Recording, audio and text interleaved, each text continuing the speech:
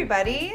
Welcome to our super special new podcast series, The Art of Connected Parenting, where the founders of Sproutable are coming together to talk about the power of up-leveling how we think about and understand our roles and relationships with our kids. I'm Casey O'Rourke, host of the Joyful Courage podcast, positive discipline lead trainer, mom, and adolescent lead here at Sproutable. With me are Alanna Beebe, the managing director, brilliant, thoughtful mama, and positive discipline parent educator, and my sister from another mister, Julietta Skoog, also a mom, early years lead, and positive discipline trainer. We're so excited to be digging into our work with all of you. Thank you for being here, listening in, and watching if you're watching us on YouTube. So yeah, okay, part one. Here we are, ladies. I can't believe we're here. I feel like we've been talking about this for so long. It's going to be hard to not just sit in that space for a second. Well, now we're doing it. Now we're doing it. Yeah. So let's start with what's the point? What are we doing here? What is this series about? What are you both hoping to share over the course of these episodes? So why don't we start there? So I have been thinking a long time, and hello everyone who has not heard my voice before, because normally Julietta and Casey are behind the camera and behind the mic. This is Alanna, and we've been talking a lot here at Sproutable around how we really want to frame the work that we're doing. Because we hear a lot out there, in positive parenting and conscious parenting and gentle parenting and the whole movement around, challenges and relationships and this challenge and, creating this pattern in your home of, having joy and peace and all of this. That's great. But what is the deeper level of the work that we're doing here? What is the passion behind it? And why are we here? Why are we showing up every day when things are hard? We've been doing this for 9 years now, all of us collectively? Because Casey, before you were Joyful Courage on your own. Yeah, I think even longer than that. 2007 was my TP. So when did we collectively? It was, let's say 2008. 2008. Yeah. And the one before that had been 2007. So and then right around the same time. Yeah. And then we started our businesses, Sproutable and Joyful Courage, around 8.5, 9 years ago or so. And like anything anyone does in your life, right? You have your job, and at some point there was some passion, some interest there, right? And every day we show up to the grind of Sproutable, and we have our checklist and we do our things. But behind that, the reason why we keep showing up when things are hard, when things are stressful, is because we're helping people. Yeah. We're helping people. We're changing the lives of children and families for the better. And that's what drives us. That's our passion behind that. And so I was really excited to have this podcast series, because I really wanted to talk about what is the deeper drive? What is the deeper passion? What are we all working for? And how can we come together on this journey collectively, being a parent or not a parent, being a caregiver maybe, or being a teacher or whatever it is? What drives us all together, and where can we go together, and how can we get on that same train?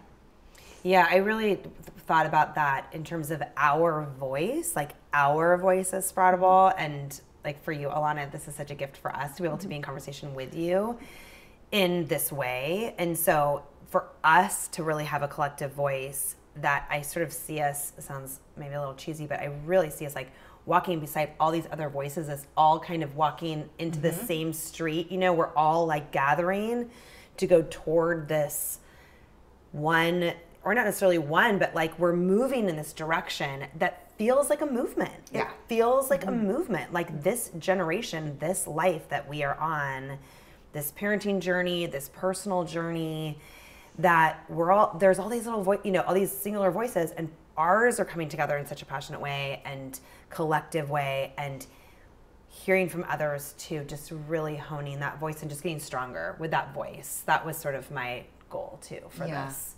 Well, and I just love off the record when we come together for our calls. Yeah. I always laugh we've got 2 hours on Mondays, and it takes us a solid 45 minutes to actually get to work, because we're checking in, we're talking about things that come up, we're talking shop, right? And we're so like, we get so excited about it, and that's what the gist of our conversation always comes back to. that deeper learning that we witness and that we experience in our own parenting as well. And so that's what I'm excited about. I feel like this series is really giving us a space to share those really powerful conversations with a larger audience. And I love that. And I love what you just said about like we're all moving in a direction. And when I know when you say that, you mean like, scrolling Instagram, all the different people that you all, listeners and watchers, are following. I love that there's this message of relationship, of curiosity, of brain development, of like doing your own work, getting your shit together as the parent.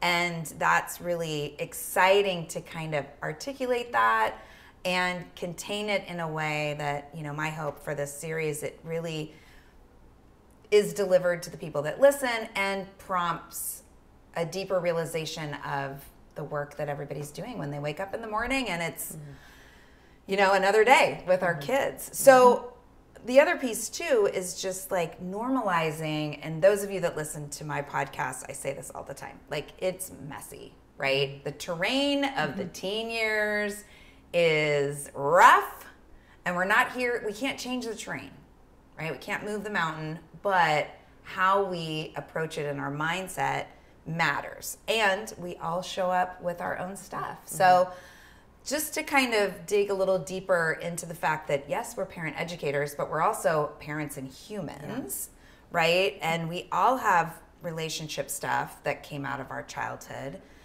All three of us have committed to doing better. Our clients have committed to doing better. So will you share a little bit about,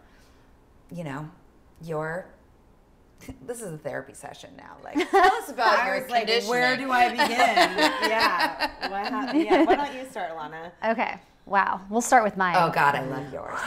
Okay. So this is not a therapy session, so we will not give the whole story. But I think the context of all of our childhoods is really important to understand how we show up as adults and how we show up as parents and how we show up in relationship to other people.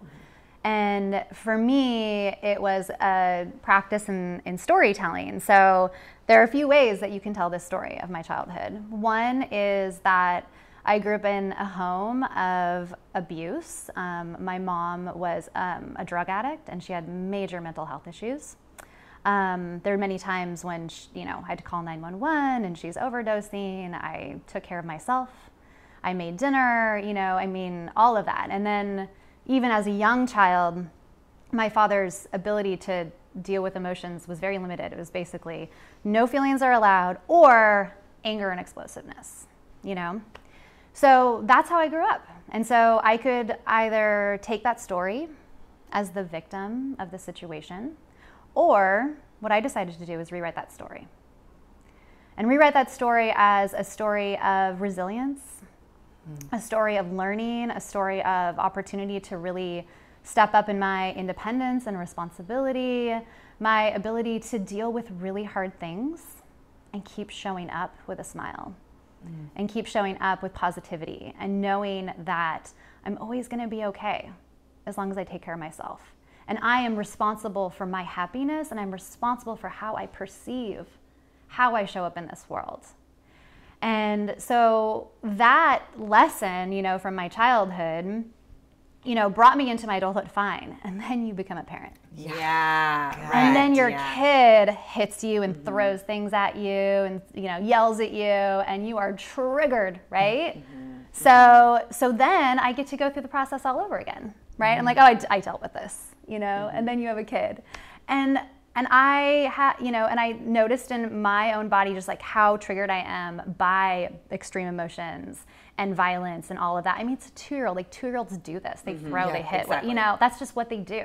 That's normal, But for me, then it was like a sense of like safety, right? So having to like step back and be like, okay, what do I need in this moment so that I can then show up as a parent that I want to be for my child, right? So it's that kind of processing from my childhood into, where I am, and we'll talk a lot more about that. But all of that, your story and how you tell your story and the things that happened like around you in an experience for you as a child is your story forever. And like every time you show up in relationship with someone, you walk in with that story. And so for me, it was just the importance of that, and how I could help bring that into the work that we do at Sproutable, and the work with children and work with adults that are working with children.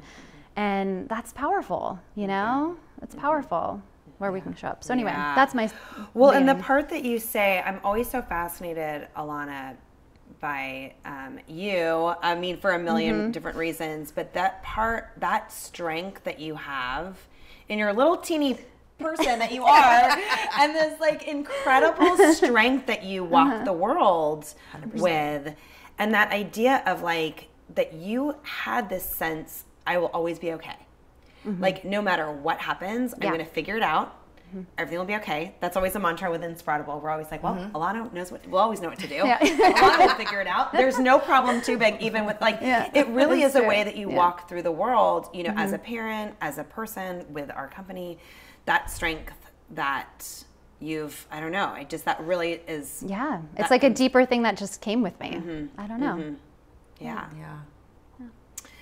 Well, and this idea, Casey, that you're seeing about like normalizing the messiness, that we can, you know, from all outward appearances can look all put together and totally connected and have all this whole set of skills, and really never know what was behind or what brought that, or those deeper places. So, yeah, I mean, I think the messiness is real. My story is about being a middle child. I have two sisters. That's a huge part of my narrative, the middle of three girls. And when I was 5, my mother was diagnosed with breast cancer. I didn't even realize this until later in life, that it was considered stage 4, given 6 months to live.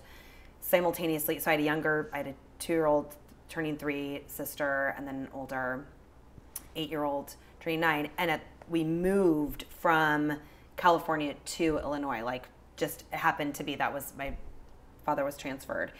So that experience as a 6-year-old, that year and a half that we were in Illinois with a very ill parent, and being totally independent on our own, caring for our younger sister, and just living in a home of sadness, I think really informed my work with children, not even necessarily as a parent, because I'd worked with children for so long before I even became a parent.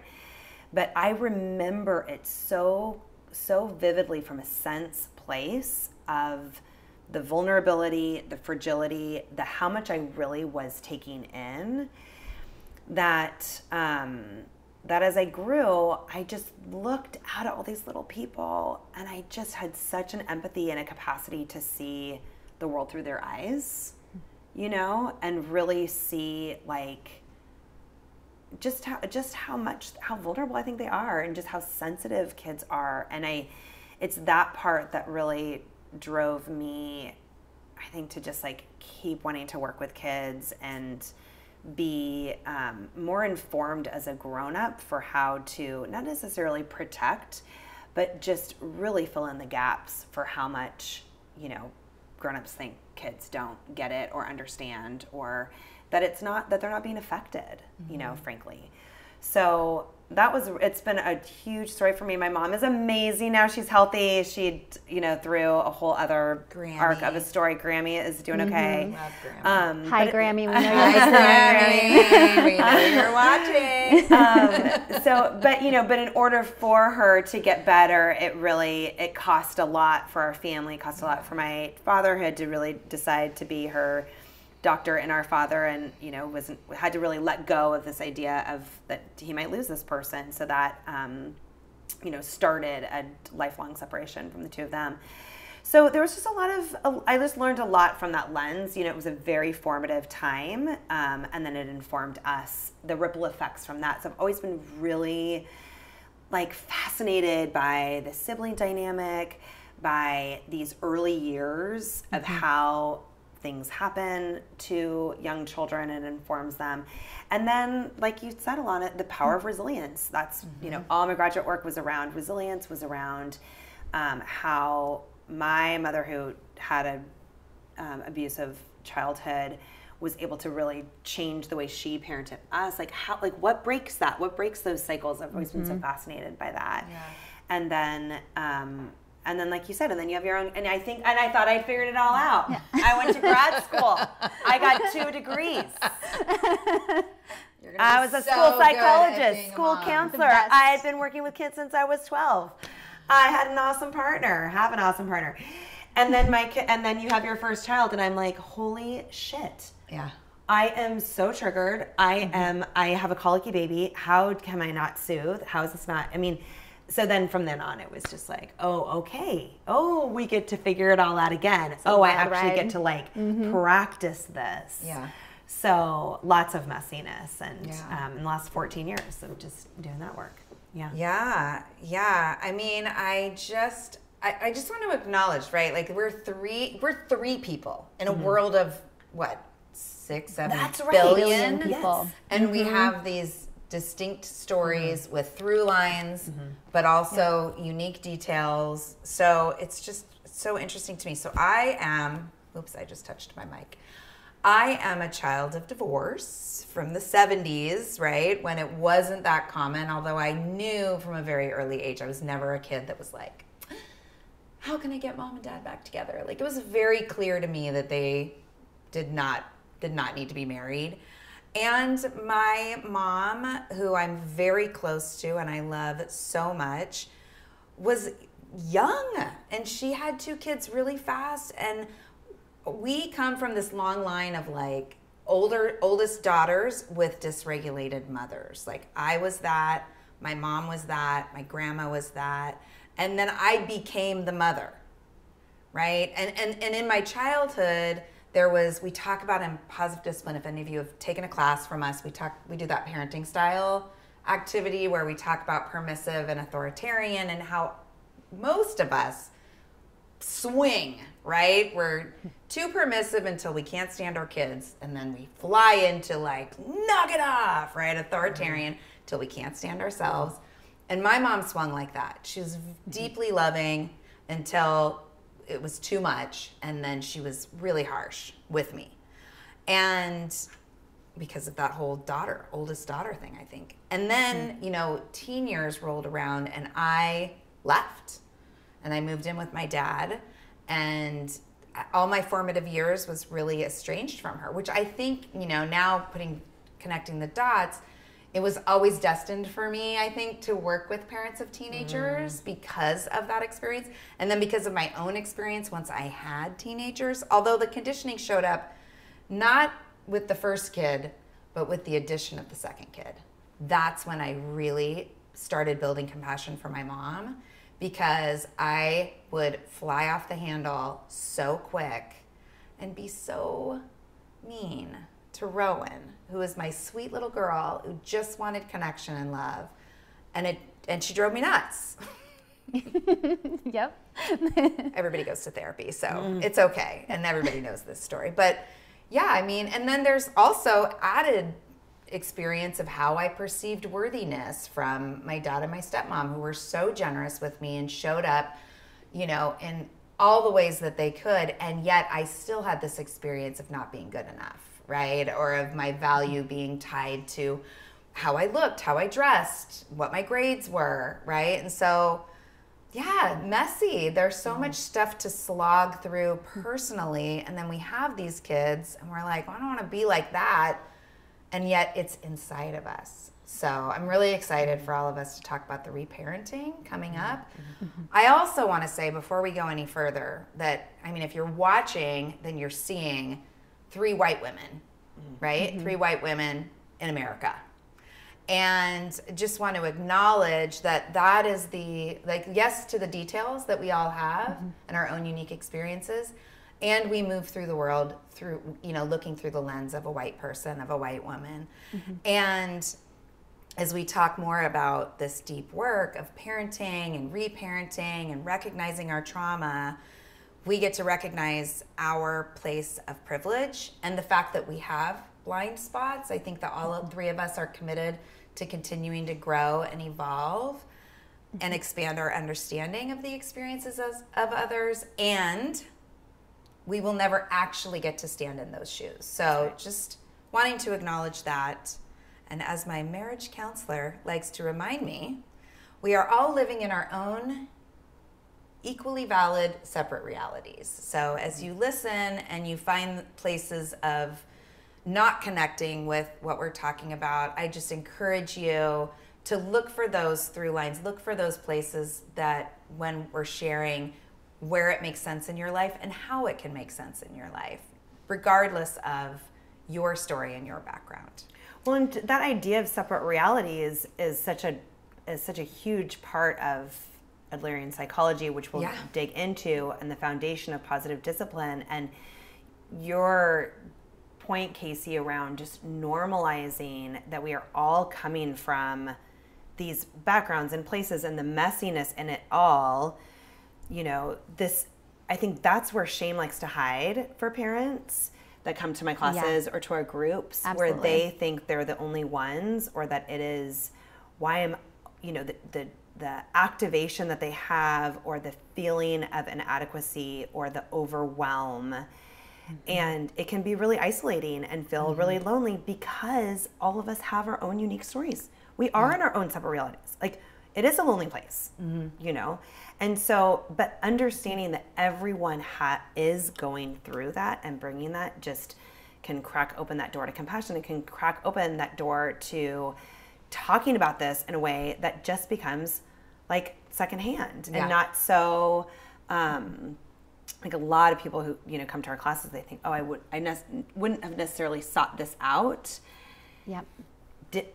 Just how hard it is to have these. So I think that's also the goal for today, right? Yeah. Is just, and for these conversations is just to continue to model for, our own stories, in hopes that it will help for everyone's own unique awareness, reflection, and understanding of that connection that all of our hurts have, with each other. Right, because it's the deeper level. Like, we can connect on the challenges that we're having with our kids, but we can also connect on the feelings that we're having about the challenges that we're having with our kids. Exactly. The feelings that we're having about our kids, and the feelings we're having about ourselves and our partners, if we have parenting partners, and whatever that looks like.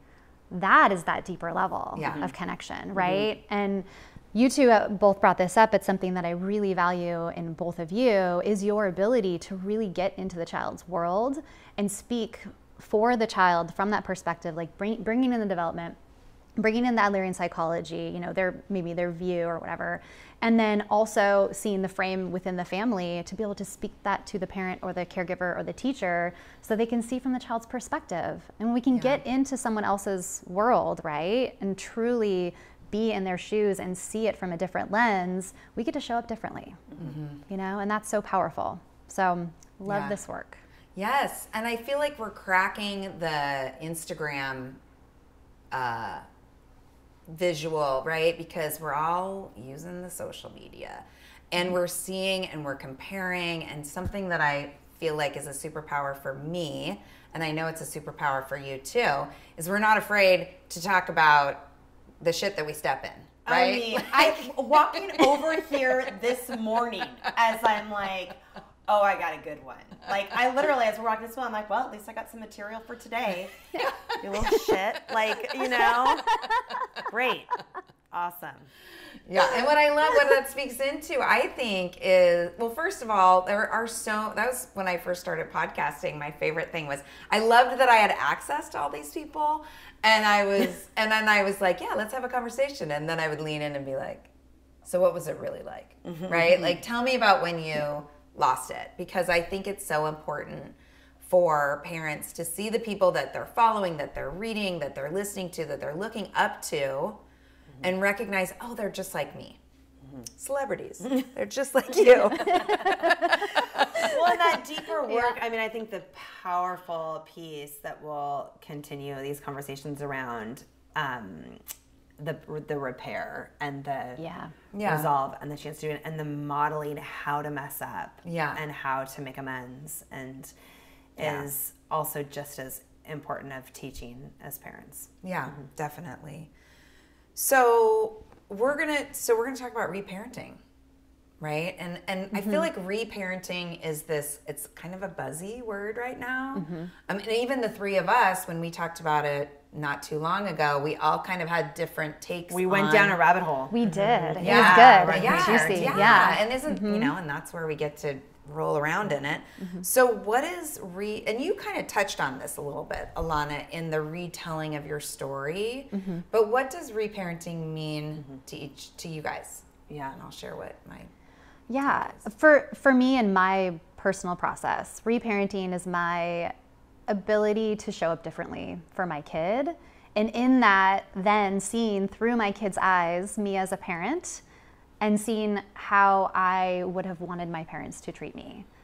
And kind of, it's like this reconnection of a relationship in the family that I needed to feel that my feelings were okay, that, you know, that the messiness is okay.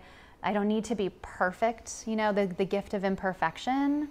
Those things were things that I needed to reparent in myself, and I get to do that all the time with my kid, you know? And so every time that I accept my kid for who they are and in that moment and be like, oh, your feelings are fine, I also get to tell myself my feelings are fine, you know? And so it's just that reciprocal piece. And, you know, and I think about, because I love brain development, you guys, and I love the brain and neuroscience and how that works. But I even think about that as like that rewiring of the neurons, the looping of the neurons, and how it's like a constant loop. And then how relationships are like loops, and how we can then like retrain or reparent or refeed or rewire or whatever that looks like. So for me, it almost feels physical. It's like a physical reconnection, you know? Yes, that I'm just nodding, resonating so much with that idea of the loops and the rewiring. I see it in that way as well. And especially, like, I had this aha, I don't even know if it was like recently, but I worked at schools for 15 years. And as you know, the ratio with counselors and psychologists are like 1,000 students to 1. So you can't see all the kids all the time, right? You have to pick your favorites. So I found myself, I would always, in every school, first grade was always really important to get into all the first grade classrooms. Because then I really know these kids. I get their, you know, they're not the like baby kindergartners who are like corralling cats who are so cute. But they're developmentally, they get it. And then I really know those kids as they grow. So maybe if I'm not in their second grade class, but I tap back in as a fourth grader, I've known them as a first grader. That made sense to me developmentally. But I realized a few years later that, oh, that was the year that I needed it, you know? And so the reparenting for me, and I've seen this when each of my girls now get to the age of 6, and Leona's there now. It's this year. This is the first grade year where I'm just feeling all the feels. That there is that physical almost place where I get the opportunity to reparent, you know, quote unquote, that 6-year-old within me, that first grader within me that needed to be seen, that needed to feel safe, that needed to be able to be a 6-year-old also that didn't get to be. So with all my, you know, so for all those first graders that I was always really immersed with, just teaching them the vocabulary around feelings, all of them would say, half of them would say, you're my feelings teacher, and the other half would say, you're our brain teacher. So I think I sort of gave that gift, you know, to them through what I needed in that year too. So I guess reparenting to me is that act of, you know, with whatever child, your own child or another, or not even, I mean, I think also we could talk about nature and other human beings too, but I think there's a piece, you know, within this context around healing that inner child through the work. And I also appreciate, Alanna, what you said about, like, it's not necessarily even like pressing delete on the old. It's like, it's almost evolving that part. It's like keeping the parts that it was okay. Yeah. I had an amazing year. You know, I mean, it wasn't like a bad, you know, totally traumatic experience, but it was mine. Yeah. And there were parts that I really felt so deeply as that young child. And there's a whole range of, you know, depth that I deserved also. And so by giving that to my own children and my students, that has been extremely healing for me. Yeah. Yeah, and I think about it more. It was so interesting when we initially talked about it because the idea of reparenting being in the action of parenting our kids wasn't on my radar. Like, to me, it's just really about the inner work of healing and reprogramming, rewiring, you know, and those early years with my kids and seeing very explicit patterns and actions. Like I used to say, it's like I'd become overwhelmed and the impulse to totally come unglued, it was like the yellow brick road. Like, come on, just come on. You know, you just let it go. Go off right now, you want to, right? And like I said earlier, the compassion that I was able to grow for my mom, recognizing, well, I'm aware of this impulse, right? I have somewhat of an awareness, and then learning positive discipline and going through the jungle activity, which is really intense activity. The jungle is so intense. Oh my God. And learning amends, like the process of making amends, and that fourth step of, which is either let's problem solve this or here's how I'm working to show up differently. Like, that was so powerful for me. And to speak, this is how I'm going to show up differently to my kids meant that I had to do the work of following through and like got into personal transformation and self-growth and that was the reparenting for me. And then fast forward to Rowan being 14 and looking me in the eye, the same age I was when I moved him into my dad's, and saying, I don't want to live here. I don't want to be a part of this family. My response to that, like my physical response to that, was so heavy and I couldn't figure it out. And then I realized, God, you know, I never really spent a lot of time thinking about what that experience was like for my mom. I had a lot of judgment on how she handled it. And I called my mom and I was in tears and I just said, Mom, I just want to say, like, I never really thought about what that was like for you. And she was able to say, none of that was your fault. And we had this really intense healing through my experience with Rowan. So it's just like, it's just like such a gift that we don't have to be contained inside of whatever it was early on that happened for us. Even with our own parents. Yeah, with our own parents and our experiences, there's always room to shift and change the trajectory. And for me, a lot of that is like paying attention to my inner conversation that I'm having with myself, noticing when my own like self-worth conversation shows up. But yeah, man, I mean, it makes me sweaty. It's all, it's everything in. Well, and I think maybe part of the term reparenting also can activate the sense of like this whitewashed colonization, fix this, it has to be, you know, this must get better, must get to perfection, puritanical, exactly, kind of individual, like all of that. And so when we can kind of move that shit aside and you know, allow all of it, and that there isn't one right way and here's the book to do it, but that trust in yourself and growing that inner wisdom and inner voice and turning up the dial on the inner child and what we all need, you know, is for us. It's not for someone else to tell us how to reparent and how to do, you know. Yeah, absolutely. Right. And I think that brings up, you know, the storyline, you know, like the kind of like white dominant perspective here in our country is that it is our family. Our stuff happens in our family. We don't talk about it outside. It doesn't go outside. And then I missed that. You know, that memo. like, but you know, mic? but it's like your responsibility, my responsibility as a parent, right? But then if you think about, you know, in other indigenous communities and other communities around the world, you know, it becomes like everyone's responsibility to raise the children, right? So it's not just all on you and that responsibility and the shame and on all of that. So it's also this reframe of, I get to show up in this way. These are the things that I get to help teach my kid, and I am not the everything. Yeah, exactly. You know, I am not the everything. Yeah, get over There's yourself. teachers, There's friends, there's aunties, uncles, everything, and everyone contributes. Everyone contributes to the life of the child, you know? Yeah. Well, and it's so interesting, like, how much credit we take either way, right? It's either like, look at what a great mom I am. Look at what my kids can do or are doing. Or it's like, I've completely screwed them up. It's all me. I had an intern tell me one time, because they would come to all the parent meetings. After the 10th one, the intern looked at me and goes, do all the parents say, oh, that's me. Oh, they get that from me. Oh, that's me. I was like, yeah, pretty much. There's just a whole ego around that. And I do it too.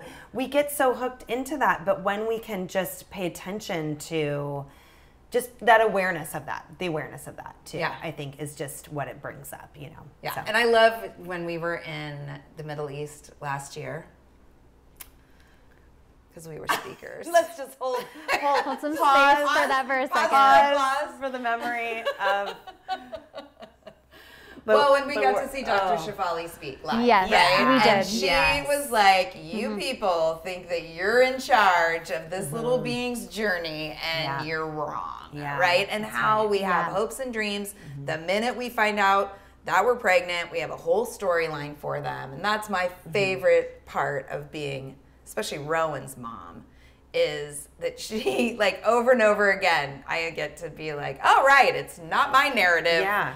Right? That's right. She is this sovereign, feisty human who is figuring it out. She's the first one to say, this is not about you. Well, and that's where my mom would be like, I mean. But that idea of reparent, it's not that we get to do it differently so that our kid turns out just the way that we want it to. It's this idea of really doing our work, our own trajectory. As we get to become the person that we wanted to always be, and they get to be whoever they get to be. Well, and instead of needing a U-Haul for them to carry our baggage into their life and go to therapy, they just carry-on bag or even a backpack, right? Like, hopefully a backpack. Hopefully a backpack. Carry-on bag's pretty small. Okay, we got to wrap this up, girls. Okay. Alanna, do you have the poem? I do. Okay, yeah. So we have something that I think you found it, Alanna. Yes, and we love it, and we want to end and beginning. It's our beginning of this series, but it's also the end of this first episode. So share it. Okay, I got it. I got it. Okay, this is a Purépecha poem from Mexico. Will you say that again? It's a what? Poem? Purépecha. Okay, thank you. Poem from Mexico. The author is unknown, but it was something that really spoke to me. And when we first started talking about recording this series, I really wanted to anchor it in this because it was so powerful. So it's called My Grandmother Told Me. In life, you neither win nor lose, nor does it fail, nor is it successful. In life, you learn, it grows, it is discovered, is written, it's erased, it is written again, is spun, unravels, and it spins again. The day I understood that the only thing that I am going to take with me is what I live, I began to live what I want to take with me.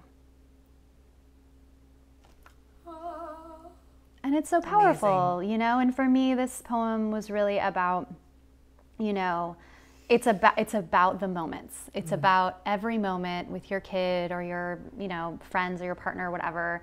It's like, who do you want to show up in that moment for the life that you want to bring along with you? And at the end of your life, when you look back at those moments, you get to say, I showed up the best I could and in like the most real way. And I'm not saying the best way or the good way, right? It's not about successful, right? It's not about winning or losing. It's just like, how did I show up? Yeah. What does that mean for me? Thank you. Thank you. All right, ladies. So just reminding the listeners, we all get to grow and evolve and be better, right? We all get to keep our eyes on that ever-moving prize. And in doing so, grow kids that can reach, as far as they can go in their development and in their possibility. And yeah, I'm just really excited I hope that you listeners loved this conversation. We're so excited to be on the adventure with you. And next week, join us. We're going to dig into guilt and shame. And self-doubt and how to move from that to a more intentional way of being with our kids. Bring your party pants. Bring your party pants. It's going to be good. I'm going to have some tears. Have a great day, everybody. Bye. Bye. Thank you.